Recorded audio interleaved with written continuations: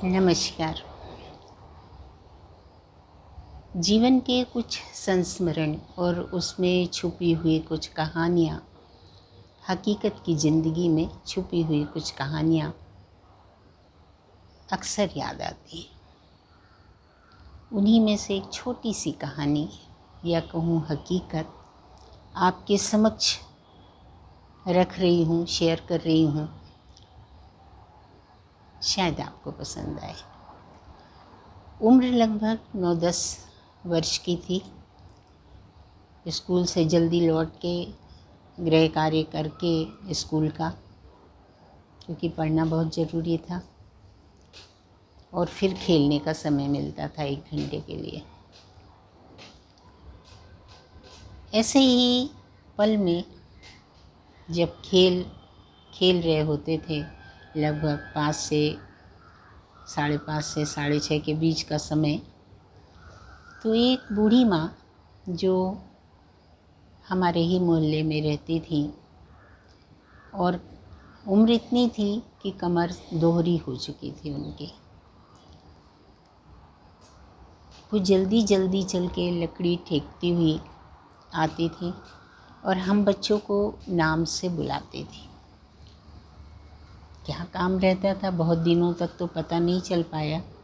काफ़ी आवाज़ देती थी और हम सब भाग जाते थे, छुपते थे उनसे, दूर से ही देख के, और एक किनारा पकड़ लेते थे, कहीं भी जाकर छिप जाते थे कि ये बुला लेंगी तो हमारा खेलने का समय बर्बाद होगा। कितनी बुद्धि होती है उस समय। आए दिन का ये सिलसिला था उनका, पर हम लोग सुनते नहीं थे। एक दिन मुझे लगा कि आखिर ऐसा क्या काम होता है, क्यों न रुककर थोड़ा देर देख लिया जाए। तो मैंने उनकी प्रतीक्षा की खड़े होकर। पूछा, माँ आपको क्या काम है हम बच्चों से, रोज़ आती हो, बतलाओ। तो उन्होंने कहा कि बेटा, बहुत खुशी हुई तुम रुक गई हो आज, मेरा एक काम कर दो। मैंने कहा बतलाइए। तो उन्होंने कहा ये पैसे गिनो। उनके हाथ में कुछ चिल्लर थी और कुछ मुड़े तुड़े से पुराने नोट हाथ में पकड़े हुए थे उन्होंने। बोले इसको गिन दो। मैंने गिने, कुछ 10-12 रुपये रहे होंगे शायद। उस ज़माने में 10-12 रुपये काफ़ी कीमत होती थी। उन्होंने मुझे कहा ये कुछ पैसे लो, और मेरे लिए जाकर उन्होंने कुछ सामान बताया खाने पीने का, ये लेकर आओ, मुझे बहुत भूख लगी है। मैंने सुन लिया, दौड़ती हुई गई दुकान से, वो सामान ख़रीदा और उनको लाकर मैंने दे दिया। पहले पेपर में लपेट कर सामान दिया जाता था, पॉलीथीन तब नहीं चलती थी। उन्होंने वो सामान लिया और इस तरह से खाया जैसे कई दिनों से उन्होंने कुछ खाया ना हो। मैंने पूछा भी कि आपको बहुत भूख लगी है क्या? तो उन्होंने कहा हाँ बेटा, मुझे बहुत भूख है। अब जब मैं आवाज़ दिया करूँ तो सुन लिया करो मेरी बात, भगवान भला करेगा, और तमाम ये बातें। मैंने उनको खाना पकड़ाया जो भी लाई थी और फिर मैं खेलने में लग गई। 2 दिन के बाद फिर उन्होंने मुझे आवाज़ दी, फिर कहा ये सामान ला दो। मैं दौड़ती हुई जाती, सामान लेती और दौड़ती हुई आके उनको दे देती। तब बहुत ज़्यादा मुझे ये समझ में नहीं आया कि क्या पूछूं मैं इनसे और क्यों ऐसा ये करती। एक संपन्न घराने से थी, क्यों ऐसा होता था मुझे नहीं मालूम। तब बाद में बहुत बुद्धि चलाई मैंने अपनी, बड़े होने के बाद कहानियाँ हुई। मैंने कहा ना कि संस्मरण है ज़िंदगी के, कभी न कभी आप तो आते ही हैं।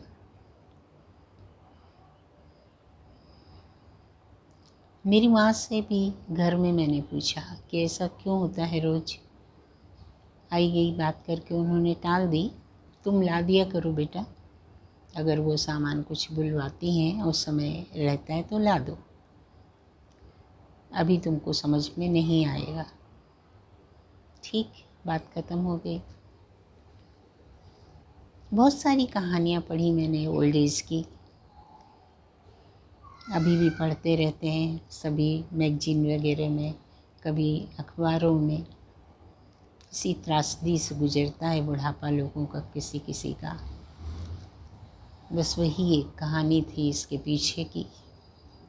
बाद में पता चला कि घर में 2 बहुएं थीं और दोनों से उनकी निपटी नहीं थी। शायद उस ओल्ड एज में, जबकि उनकी कमर दोहरी हो चुकी थी, उन्हें अपने स्वयं के लिए खाना भी बनाना पड़ता था। काफ़ी तकलीफ़ हुई जानकर बाद में मुझे। कभी कभी तबीयत ख़राब हो तो बना भी नहीं पाती थी। तो उनमें से एक बहू कुछ हद तक सामान्य सी स्थिति में जब सोचती विचारती तो उनको खाना मिल जाता था। अन्यथा वो शाम को भागती हुई हम लोगों के पास आती, बच्चों के पास, और फिर मैं उनका कहना मानने लगी थी, इसलिए मुझे नाम से बुलाकर वो पैसे देती और मैं उनका सामान ले आती थी।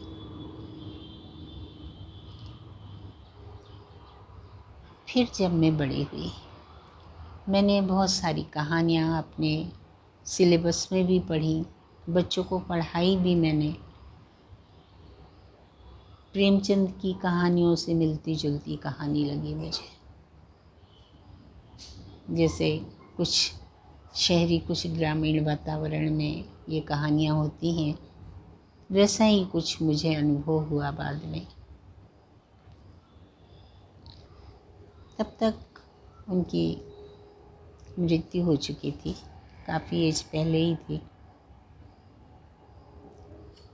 जब मैं सोचने लायक हुई तो मैंने सोचा, ऐसा क्या होता है परिवारों में कि लोग अपने घर के बुज़ुर्गों का मान सम्मान सब कुछ त्याग कर ऐसी हरकतें करने पर उतर आते हैं।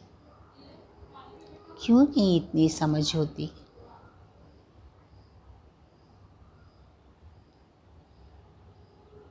पर इसको, ये सामाजिक जो कुछ रूढ़ियाँ हैं, जो सामाजिक कुछ रिश्ते हैं, जो कुछ परंपराएं चली आ रही हैं, आज भी अजीब है।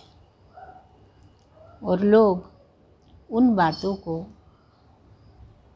नकार तो रहे हैं, परंतु बहुत कठिन होता जा रहा है, बहुत कठिन। मैंने सोचा ये छोटी सी बात है, बस इतनी कि वो भूखी रहती थी और पैसे देती थी, मैं उनका सामान ला देती थी। तब तक बस इतनी ही कहानी थी। बाद में बहुत सोचा मैंने, बहुत सोचा, आज भी सोचती हूँ कि ऐसे क्या कारण हैं जो एक पीढ़ी दूसरे पीढ़ी को बर्दाश्त नहीं कर पा रही। आपने सुना ही है, बहुत सारे बच्चे माता पिता को छोड़कर विदेशों में बस जाते हैं। थोड़े दिन पहले मैंने एक घटना देखी थी, कोविड से पिता का देहांत हो गया, बच्चे दोनों बाहर थे, कोई नहीं आ पाया। बूढ़ी माँ उनकी, और फिर एक दिन के बाद उनकी बेटी आ पाई। संस्कार जैसे तैसे तो बाहर देते नहीं हैं, डेड बॉडी कोविड में हो ही गया। तो एक तो पैसे कमाने की होड़,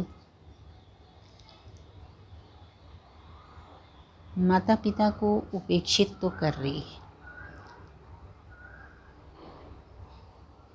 फिर परिवारों का वातावरण, तालमेल ना बैठना दोनों पक्षों का, उससे लोग अनाथालयों में डालने लगे।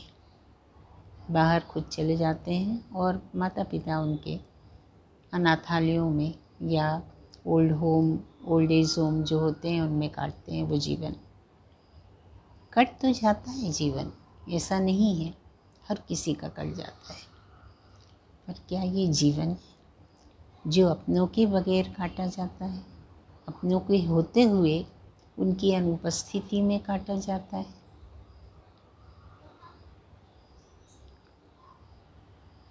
फिर दूसरी ओर मैं सोचती हूँ कि घरों का वातावरण बिगड़े, इससे अच्छा है कि वो अपने हम उम्र लोगों के बीच में रहते हैं, शायद वहाँ जीवन अच्छी तरीके से कटता होगा उनका। अब बात ये है कि क्या ऐसा ही होता रहेगा संसार में?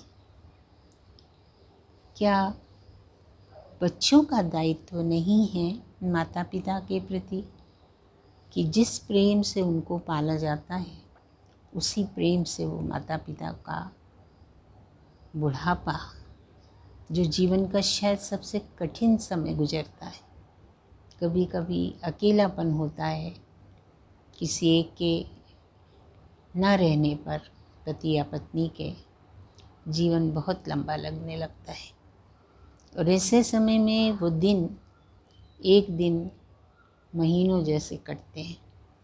तो ऐसी अवस्था में उनको जितना स्नेह और प्रेम मिलना चाहिए परिवारों में, क्यों नहीं दिया जाता? आज देखकर उनको, उनकी वृद्धावस्था को, वो लोग जो उनका पल पल अपमान करने पर उतर आते हैं, करते हैं लोग, बहुत लोगों को मैंने देखा है, उनको सबक ले लेना चाहिए। जिंदगी में इतिहास दोहराया ज़रूर जाता है और ये कठिन दौर सबके जीवन में आ सकता है, सबके। इसलिए अभी भी सतर्क होने की आवश्यकता है, क्योंकि आपके बच्चे जो देखेंगे कि आपने अपने वृद्ध लोगों के साथ कैसा व्यवहार किया है, उसकी छवि उनके दिमाग में बनेगी। और जब ये छवि उनके दिमाग में बनेगी तो वे ऐसा ही आचरण करेंगे, वैसा ही व्यवहार करेंगे। इस तरह से पीढ़ियाँ तकलीफ़ और दर्द भोगती हुई संसार से विदा लेती हैं। वो माँ तो बेचारी पता नहीं कहाँ है, पर मेरे स्मरण में, मेरे संस्मरण में वो ज़रूर जीवित हैं। आज मैं उनकी तकलीफ़ का अनुभव कर पा रही हूँ, क्योंकि अब समझ है। उस समय नासमझी में, खेल की धुन में बहुत बार मैंने उनकी उपेक्षा की थी।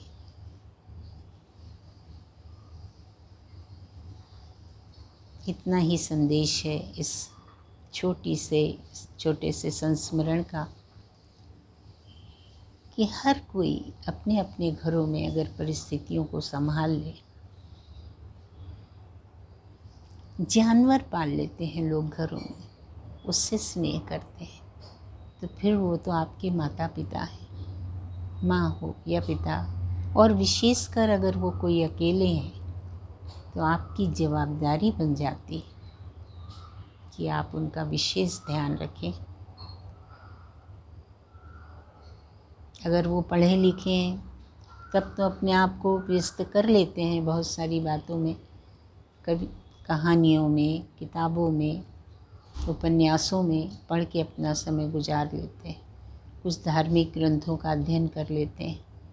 यदि वो अनपढ़ हैं, यदि वो पढ़े लिखे नहीं हैं, तो उनके जीवन को, उनका समय काटना बहुत ही नितांत मुश्किल है।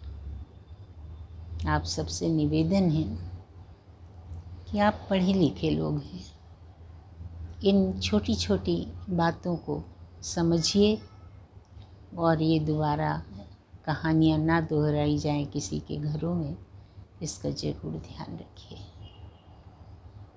आभारी रहूँगी मैं यदि आप कमेंट और लाइक करेंगे, और यदि आपको ये कहानी पसंद आई होगी।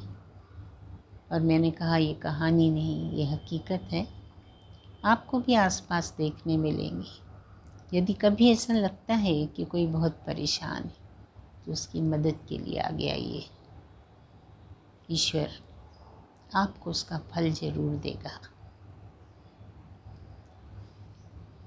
नमस्कार, धन्यवाद।